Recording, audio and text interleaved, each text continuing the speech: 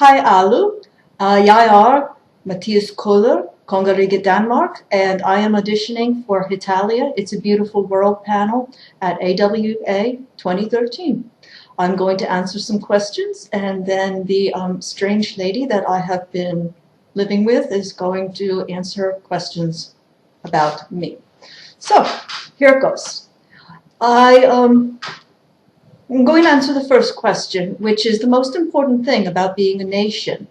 And it is to advocate for my people, to embody their spirit and their history to the world, and to also advise my bosses.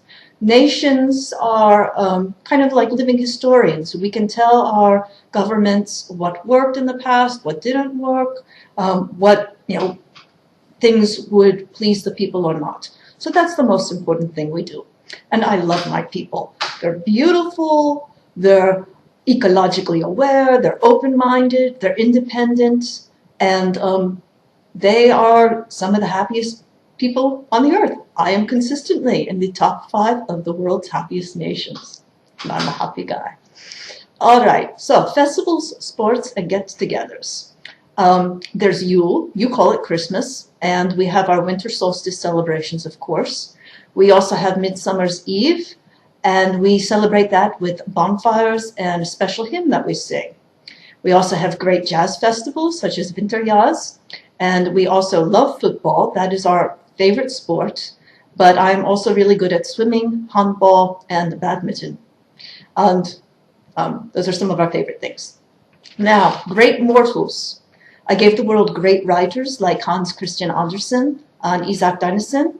I gave the world also a great religious philosopher, Soren Kierkegaard, a great physicist, Niels Bohr, and great interior and furniture designers. That's one of my hobbies.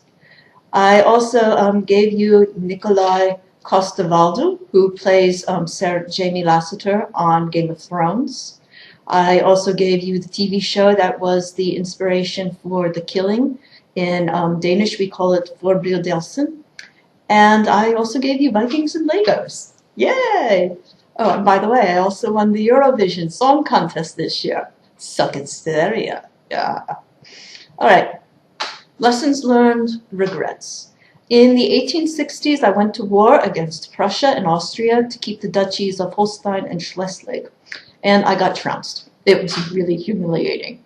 I had been a great warrior in the past, and now here I was, like, just getting beaten by Austria and Preußen.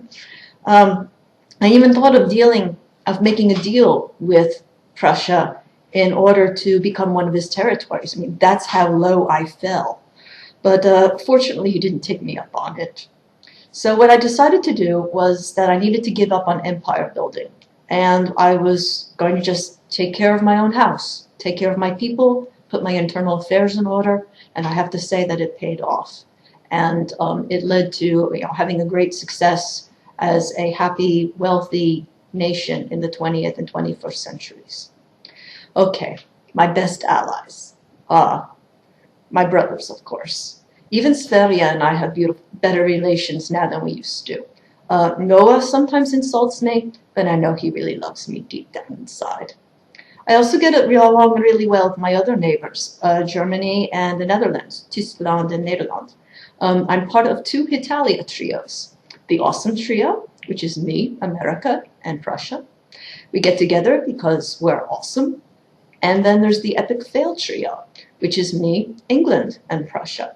We like to get together and complain about how our younger brothers don't appreciate us. My most urgent issue. I have a couple of pressing contemporary issues right now. One is my whole social welfare system. It's very generous to the point where able-bodied young dames prefer to be unemployed than work. That's not really great for my economy. We need people to work. So my bosses and I talk about how to keep our system in place while encouraging more people to enter the workforce. There's also the issue of immigration and xenophobia. I was taking in a lot of refugees from bad political systems. And there's a struggle between some of my political parties. Some want to restrict immigration and aid to foreigners because they fear we are losing our identity. And others want to provide refuge for other mortals seeking political asylum and opportunities. So sometimes I feel like telling people to go away and leave me alone, and other times I feel like I should do the right thing and let them in and take care of them. Okay, out of character. I got into Hetalia, and I think I said this in my other Prussia audition. I got into Hetalia because I like history, my son likes history, we're looking for anime, we see Hetalia, we go, oh my god, what a brilliantly simple concept. Nations of the world personified as hot guys and girls. And I started watching, and at first I was like, this is ridiculous, and then I was like, this is ridiculously awesome. And then I got into studying the different characters and the fan fictions and started writing my own fan fiction. And Hetalia basically got me out of a 5 years writer's block, so I'm very grateful to it. Now, why do I cosplay Denmark? Well, I really wasn't excited by Sweden and Poland, which is my ethnic background. And Denmark is insanely handsome. I mean, the hair, the uniform, the hat, the big blue eyes, the smile, he's sex on a stick. And he's the most outgoing of the Nordics. He just seems like a fun, confident guy. And I think the big difference between him and Prussia is that Prussia runs around yelling, I'm awesome, because he needs to remind everybody he exists. And I think deep down inside, he's not very secure. Denmark, on the other hand, he's like, I don't need to walk around telling everyone I'm awesome. I am awesome. Denmark's strengths, they are his confidence, his optimism, his ability to deflect hostilities with a cheerful response and attitude, his love for his brothers and his desire to get along with them and look out for them. He doesn't look for a fight anymore, but he can handle himself really well in one. You would definitely want him on your side in a bar fight. His weaknesses, he is stubborn. He might start out being cheerfully stubborn, but if you keep pushing him, then he gets cold, then he gets aggressive. He's like, okay, I've got to shut you up now. That's his Viking temper. You push him too far and he gets all Viking berserker warrior on you. He did that when Sweden's nobles rebelled and he executed them, and that led to a string of wars between him and Sweden, a lot of bad blood for hundreds of years. Let's see. His biggest fear is that Sweden and Norway will become more successful than he is, and they will treat him as kind of a weak, irrelevant older brother rather than the wise, strong one he imagines himself to be. What I learned about history from Hetalia that I didn't know before? Well, it's kind of like the characters got me reading and looking more at the history.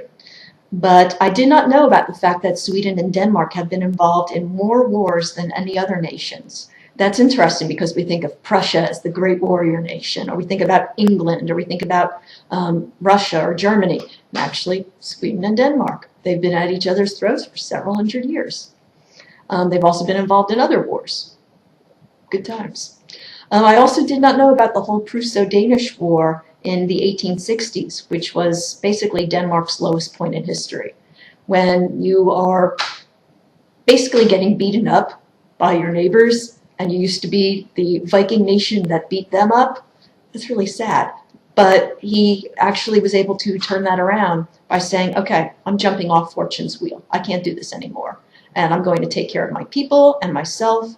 And as I said, or as Denmark said, paid off. Okay, what this character has taught me. Denmark has taught me that a cheerful, friendly response can diffuse a potential argument. And I learned that from the Hetalia comic strip in 2011. Belarus gets really offended at Denmark boasting that the ghost pirate Nordics were going to win the costume contest. She is very defensive and insistent that the Russia group will win. And she wants to insist that Russia, looks really handsome. Well, instead of getting all stubborn and like, no, we're going to win, Denmark totally switches gears.